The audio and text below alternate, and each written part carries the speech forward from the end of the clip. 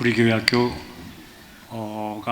활력이 있어서 너무 감사합니다. 교사 여러분들을 축복하고 학생 여러분들을 축복합니다. 저도 교회 학교 학생 출신이고 교사 출신입니다. 교육 전도사를 거쳐서 상담교회에서 교육 목사와 부목사, 그리고 교회를 설립하고 또 신학교육기관에서 교육을 또 맡고 있습니다. 우리 교회로 부름을 받기 전까지만 해도 시내의 한 교회에서 교육 목사로 사역을 했습니다. 그렇기 때문에 교사 여러분들에 대한 관심, 그리고 교회 학교 학생 여러분들에 대한 관심은 남다르다고 생각합니다. 이 자리에 계신지는 모르겠습니다만은 우리 교회의 박용규 안수 집사님께서 저희 교회 학교 학생 시절 저를 가르쳐 주신 스승님이시기도 하신데 예, 감사할 뿐입니다. 근데 안 계신 것 같은데요. 예수님께서 이스라엘이 북쪽 갈릴리의 한 타운 도시에서 가버나움으로 내려오셨습니다. 이스라엘은 지형적인 특색을 가지고 있습니다. 남과 북이 우리 한반도처럼 길게 되어 있습니다.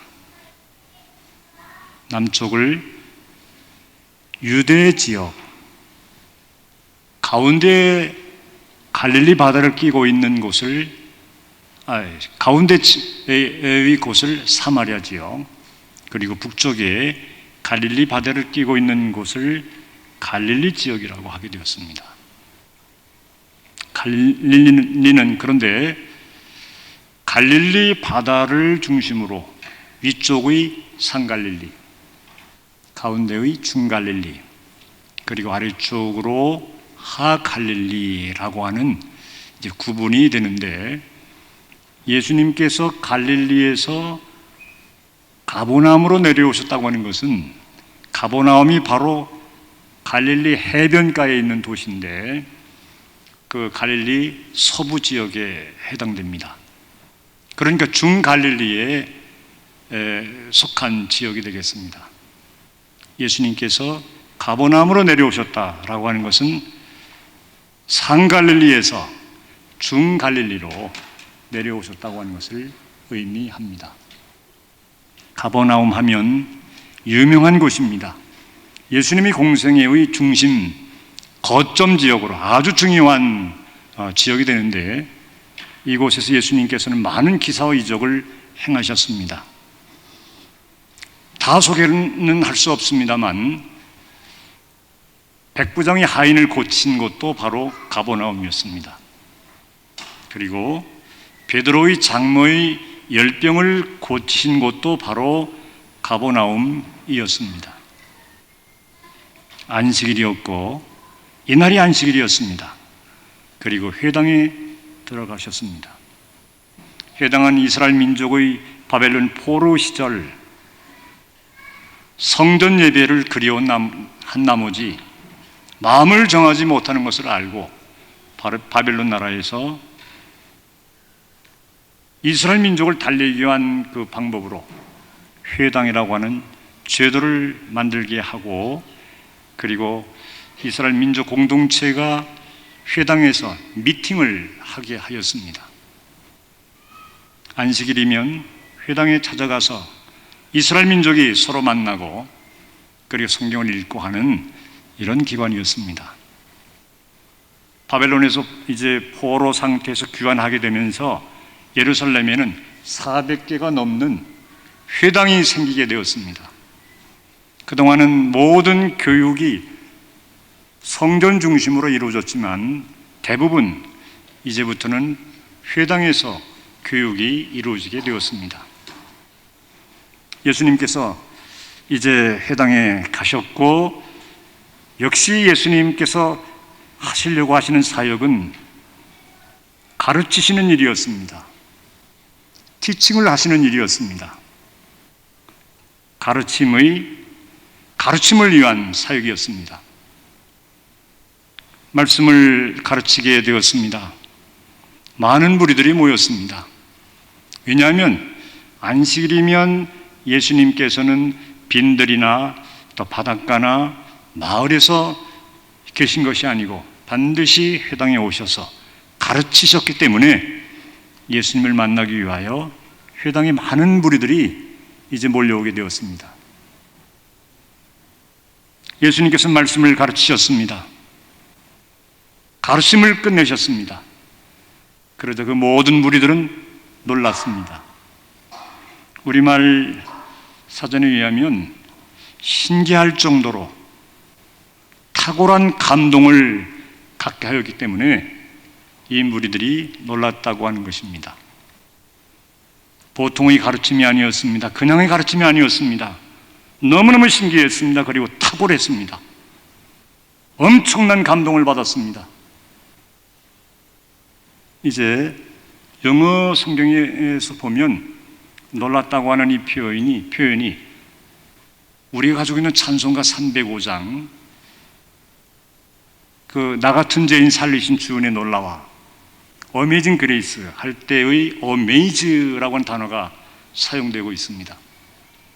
물론 과거용으로 어메이즈드로 되어 있습니다만 여기서 이야기하는 것은 할 말을 잃었다고 하는 것입니다. 너무너무 귀한 가르침이기 때문에 두 손을 번쩍 들었다고 하는 이런 개념을 담고 있습니다. 이제 헬라어 언어적으로 볼 때는 ek플레소라고 하는 단어가 사용되고 있는데 경악할 정도로 깜짝 놀랄 정도로 충격을 받은 것이었습니다. 그래서 가만히 무리들이 생각해 보았습니다. 이러한 사건이 일어나게 된 것은 무엇 때문이뇨? 그에게는 권위가 있었다고 했습니다. 권위란 어떤 의미를 가지고 있습니까? 지휘나 통솔을 통하여 남을 복종시키는, 남을 다스리는 이런 힘을 의미하고 있습니다. 바로 예수님에게는 이것이 있었습니다. 이와 같은 내용은 같은 한 본문 안에서의 첫 번째 이야기가 되고 두 번째 이야기는 이렇게 시작이 되고 있습니다. 해당에 많은 무리들 중에 더러운 귀신에게 사로잡힌 악한 영에 사로잡힌 한 사람이 있었습니다. 예수님을 보자 예수님께 큰 소리로 외쳤습니다. 영어 성경에 보면 얼마나 큰 소리로 외쳤는지 탑이라고 하는 단어를 사용하고 있습니다. 모든 사람들이 그를 주목했을 것입니다. 아, 나사렛 예수여, 당신과 나와 무슨 상관이 있습니까? 당신이 내게 온 것은 나를 멸하려고 오신 것이 아니겠습니까? 그때에 계속해서 이제 더러운 귀신령에 사로잡힌 사람은 중요한 고백을 냈습니다. 내가 아노니 당신은 거룩하신 하나님의 아들인 줄로 믿습니다. 여러분, 귀신도 알미 있다고 하는 것을 알 수 있습니다. 누가 가르쳐 줬겠습니까? 악령이 가르쳐 준 것이 아니겠습니까? 이때 예수님께서 말씀하셨습니다. 꾸짖으셨습니다. 잠잠하라, 입 다물어라, 그리고 그에게서 나오라. Be quiet 하셨습니다. 그랬더니 come out 했습니다.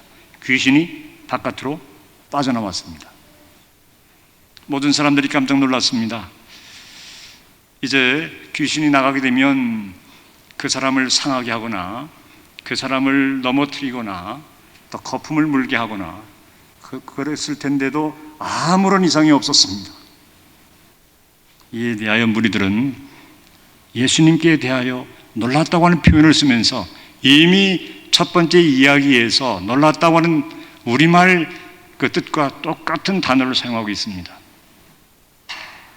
너무너무 신기하고 탁월하여 감동을 받았다. 그 가르침이, 이 가르침이 무엇이뇨? 귀신을 나가라고 했고 귀신을 쫓아낸 이 가르침이 무엇이냐? 티칭이 무엇이뇨? 그 다음에 영어 성경에 의하면 역시 첫 번째 이야기 단어와 똑같은 amazed를 사용하고 있습니다. 할 말을 잃었습니다. 우리 모두는 두 손을 번쩍 들었습니다. 어찌 이런 일이 있을 수 있겠습니까? 그렇지만 헬라어 성경은 첫 번째 이야기의 이제 엑폴레스, 깜짝 놀랄 정도로 충격을 받았다라고 하는 이 개념보다는 더 강한 개념을 사용하고 있습니다. 이분은 우리가 경외할 뿐이다. 이제 그곳에 있던 모든 사람들은 이 원인이 무엇이냐? 그분에게는 권위가 있었고 능력이 있었다고 하는 것입니다. 어서리티, 그리고 파워가 있었다고 하는 것입니다. 사람을 복종시키는, 악령까지도 사로잡는 이런 권위가 있었다. 그리고 능히 어떤 일도 해낼 수 있는, 일을 잘할 수 있는 힘을 가지고 있는 분이라고 하는 것입니다.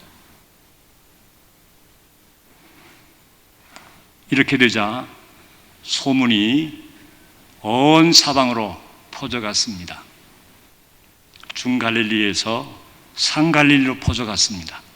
그리고 중갈릴리에서 하갈릴리로 퍼져나갔습니다. 엄청난 일이 일어난 것입니다.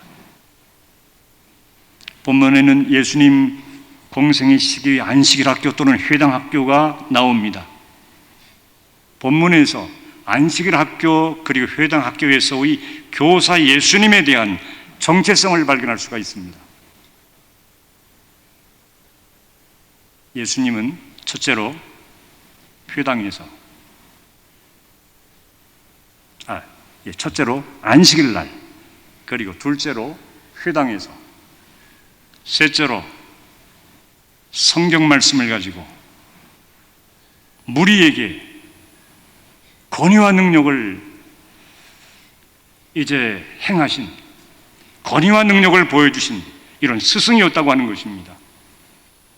여기에서 주일학교 또는 교회학교 교사가 갖추어야 할 정체성이 무엇인가라고 하는 것을 발견할 수 있습니다.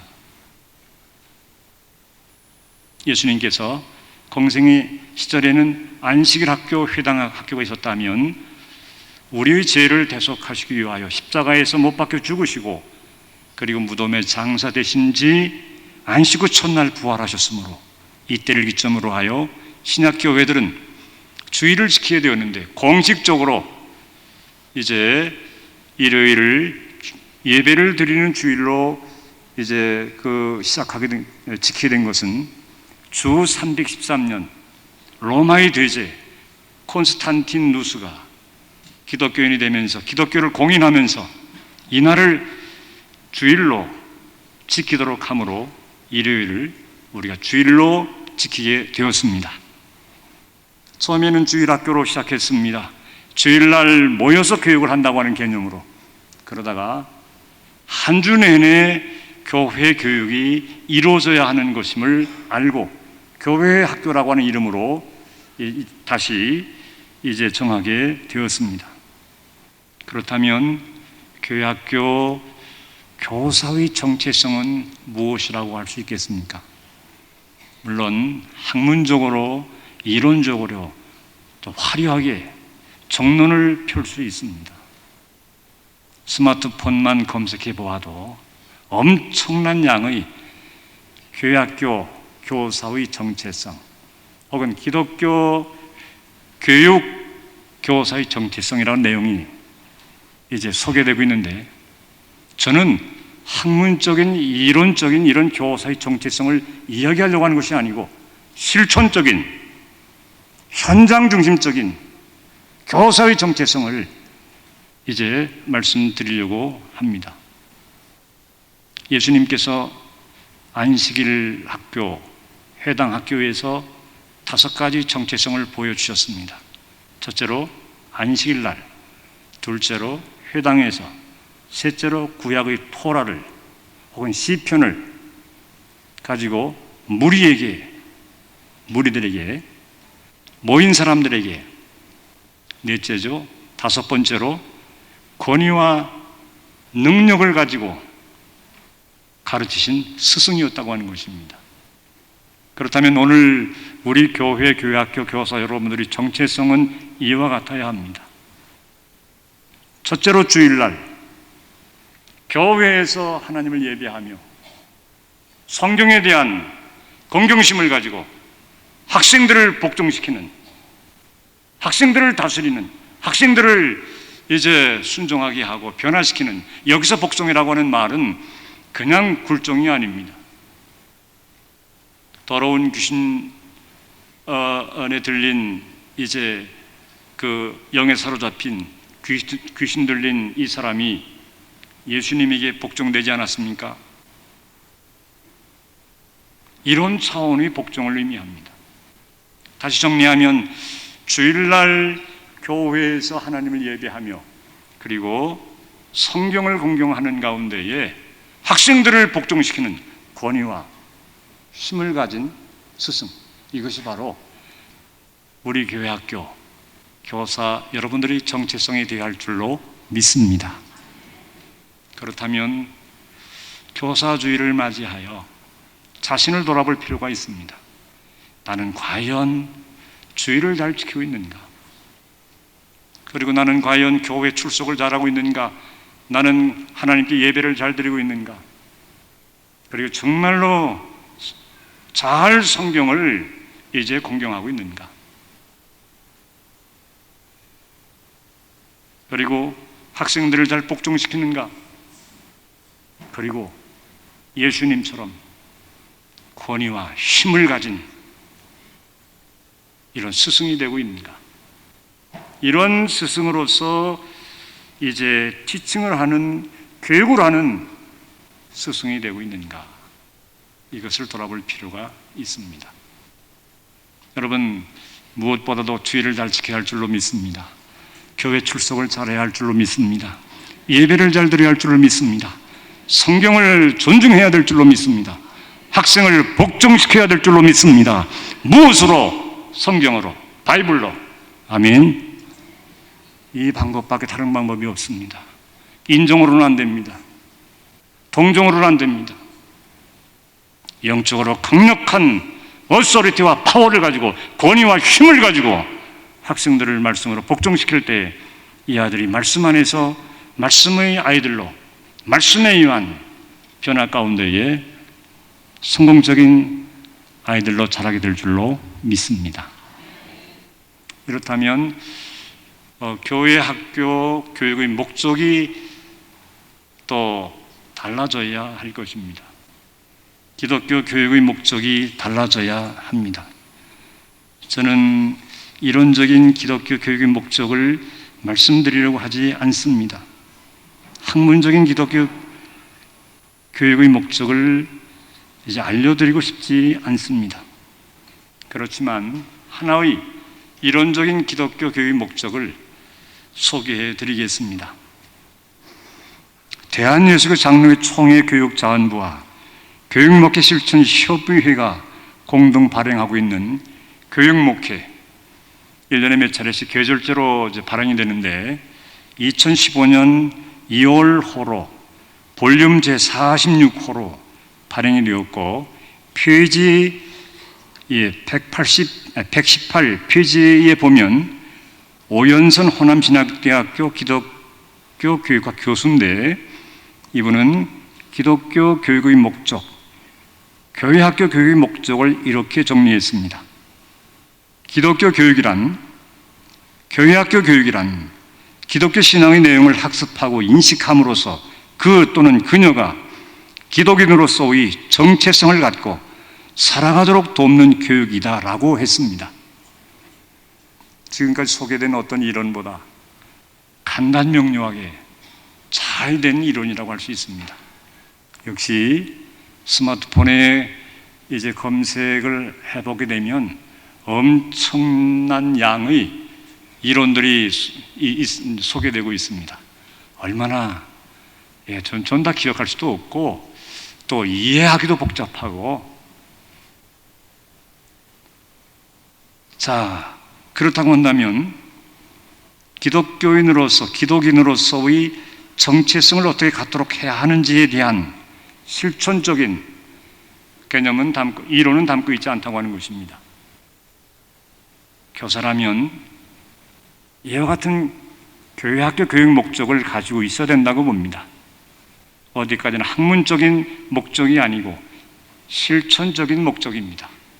교회 교사라면 주일날 첫째로, 두 번째 교회에서 하나님을 예배하며, 세 번째 성경을, 네 번째 학생들에게 권위와 능력으로 가르치는 스승으로서 이런 정체성을 가지고 있다면 여기에 맞는 목적을 설정하되 학생으로 하여금 첫째 주일을, 둘째 교회에서 하나님을 예배하며 지키는 것입니다.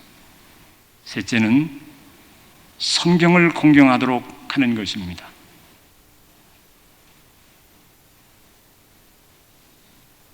넷째는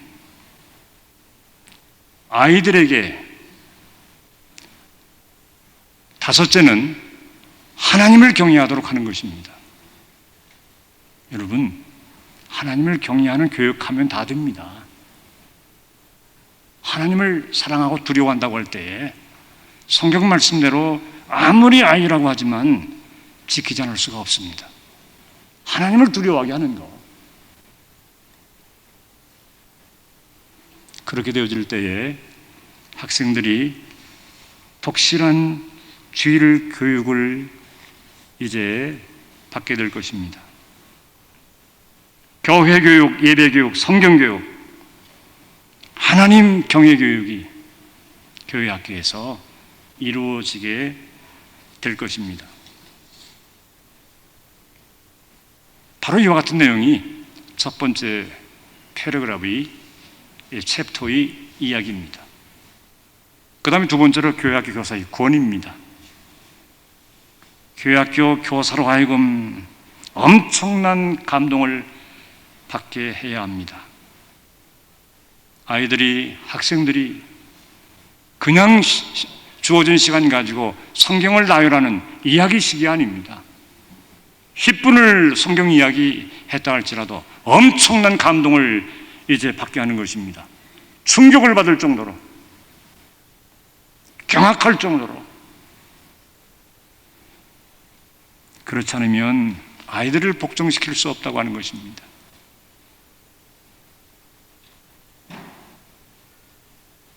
권위와 능력의 자질로 아이들을 복종시킬 수가 없습니다.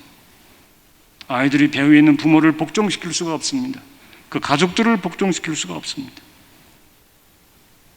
악한 영들을 복종시킬 수가 없습니다. 왜 아이들이 교회 출석을 잘합니까? 배후에서 악한 영들이 이제 그냥 두지 않기 때문에 그렇습니다.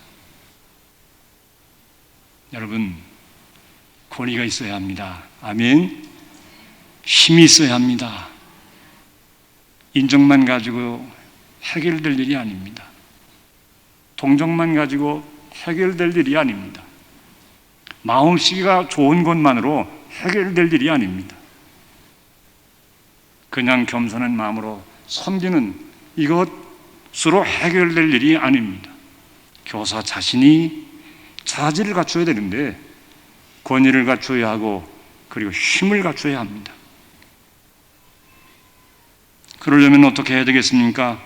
선생님 여러분들은 거룩해야 합니다. 첫 번째로, 두 번째로 말씀이 되어야 합니다.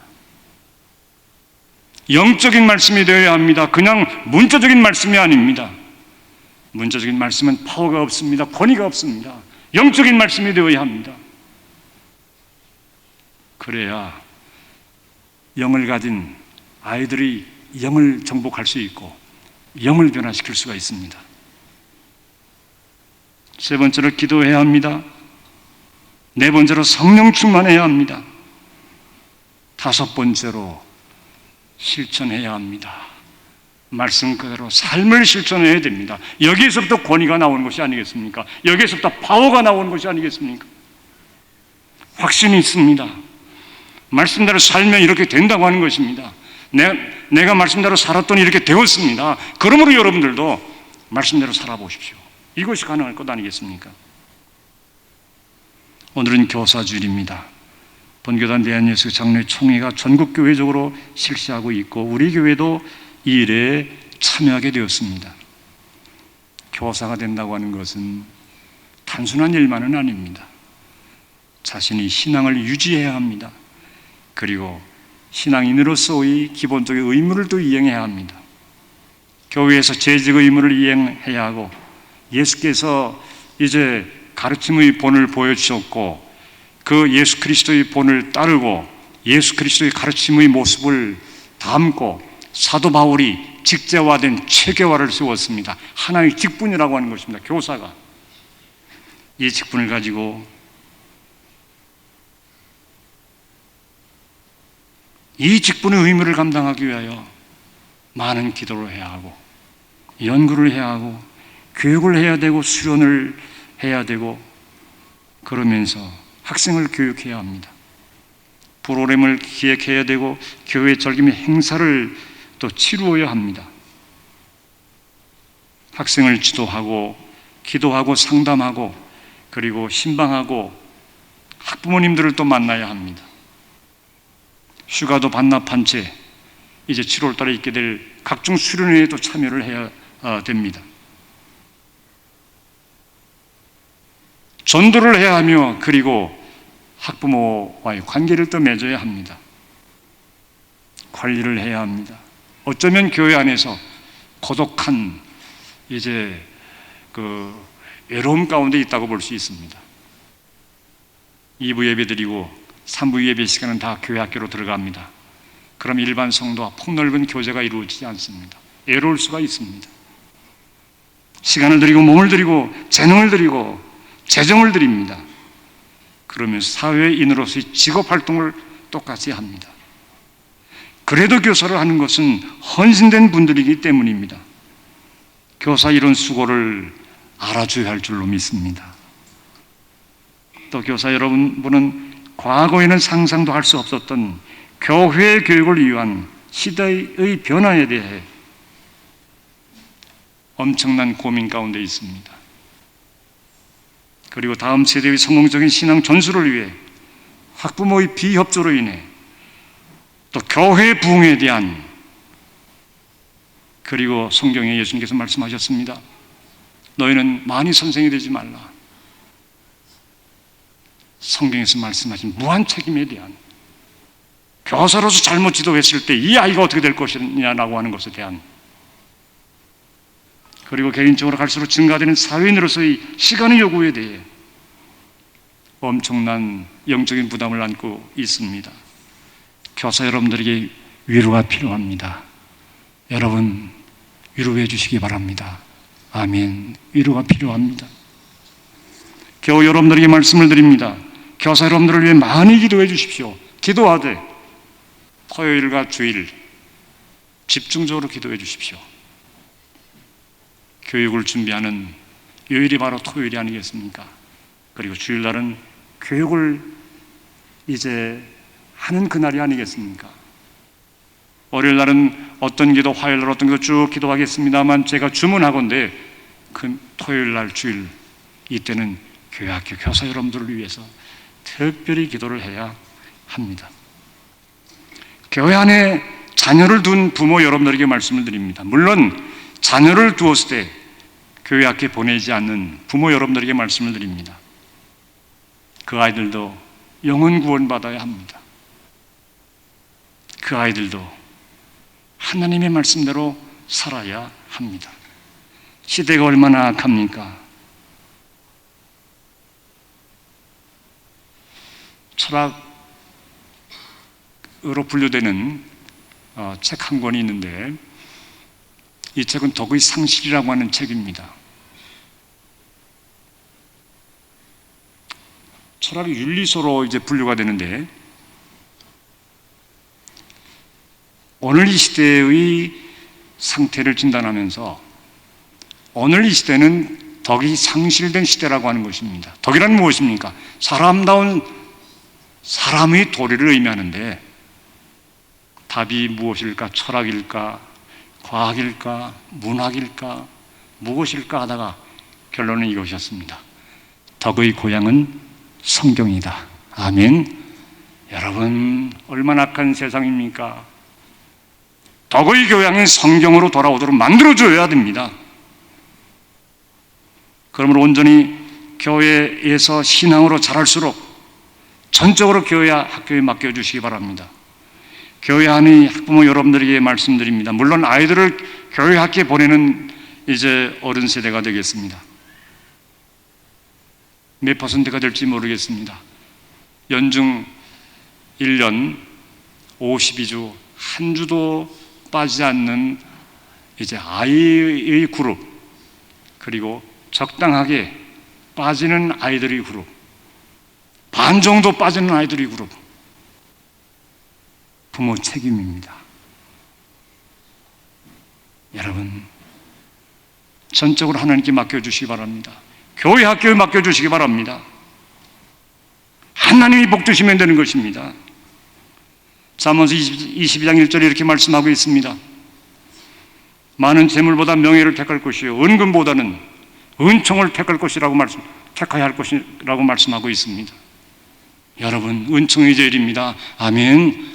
예, 전적으로 하나님께 맡겨야 됩니다. 교회 학교에 맡겨야 됩니다. 저는 한 권의 책을 가지고 왔습니다. 하나님이 키우셨어요. 신학생 부부입니다. 한국에서 한 아이를 낳았고, 그리고 아이를 가지고 있었습니다. 근데 미국으로 유학길에 오르게 되었습니다. 근데 미국 땅에 떨어졌을 때는 단돈 280불밖에 없었습니다. 얼마나 많은 시련이 있었는지 울었습니다. 하나님, 나 어떡해요? 하나님, 나 살려주세요. 나 어떻게 살아야 됩니까? 제가 이 책을 읽으면서 눈물이 막 쏟아졌습니다. 베스트셀러가 되고 있고 19세까지 발행이 되었습니다. 그런데 이분이 이제 목회하는 중에 아이들을 낳게 되었는데 남자 아이들 5을 낳았습니다. 그러니까 미국에서 4 아이들을 낳았습니다. 다른 것이 없었습니다. 아르바이트 하는 이 시간 외에는 새벽기도 참석시키고, 주일 예배 참석시키고, 찬양 예배 참석시키고, 수요일 예배 참석시키고, 금요 초록에도 참석시키고, 가정 예배 참석시키고, 아무것도 해줄 수가 없었습니다. 그런데 하나님께서 키우셨다고 하는 것입니다. 신앙적으로 다 성공했습니다. 교육적으로 성공했습니다. 사회적으로 엄청난 신분을 가진 아들들로 이제 자랄 수가 있었습니다. 그래서 이분이 이제 최근에 만든 책으로서 하나님이 키우셨어요. 다 같이 해보시겠습니다. 하나님이 키우셨어요. 하나님이 키우시면 됩니다.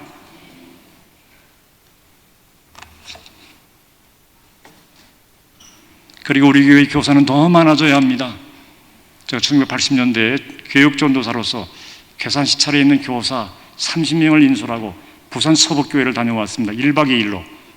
이 교회는 그 당시만 해도 3만 5천 명이 모이는 교회였습니다. 작년 성도가 4천 명 모이는데 교사의 수는 1,000명이었습니다. 4분의 1이 교사였습니다. 그리고 누가 반을 이렇게 나누어줘서 이제 교사가 된 것이 아니고 1,000명이 개척하는 거였습니다. 이렇게 해가지고 3만 5천 명이 모이는 세계적인 교회가 되었는데, 우리 교회는 제가 우리 교회 그 요람을 가지고 교회 학교 선생님들이 몇 분이나 되는가 했더니 한 100명 정도 이렇게 되는데 여기에 만족할 수가 없습니다. 우리 교회 학교의 수는 300명이어야 하고 500명이어야 하고 1000명이어야 합니다. 그리고 단순 공과로 교회 교육을 제한시키지 말고 성경으로 직접 아이들에게 연결을 지어줘서 스스로 묵상하면서 독립된 자기관리 신앙인으로 자랄 수 있도록 이렇게 해야 되고, 그 다음에 주일 예배 끝은 드린 것으로 이제 신앙생활을 다 했다가 아니고 할 수만 있으면 찬양 예배도 드리고, 그리고 3일 기도 예배도 드리고, 금요 기도에도 나오고, 그리고 가정 예배도 드리고 해서 틈을 주지 않고 철저하게 다음 세대를 향한 교회 중심의 신앙교육이 성공할 수 있도록 해야 될 줄로 믿습니다. 그리고 세계를 통찰하는 원대한 교육을 해야 합니다. 그리고 인재 비전을 가져야 됩니다. 역시 설학윤리서 덕의 상실에서 소개되고 있는 문장입니다. 여러분은 물건을 만드는 장인이 아니라 사람을 만드는 장인이 되십시오. 엄청난 이야기입니다. 다 같이 해보실까요? 여러분은 물건을 만드는 장인이 아니라 사람을 만드는 장인이 되십시오.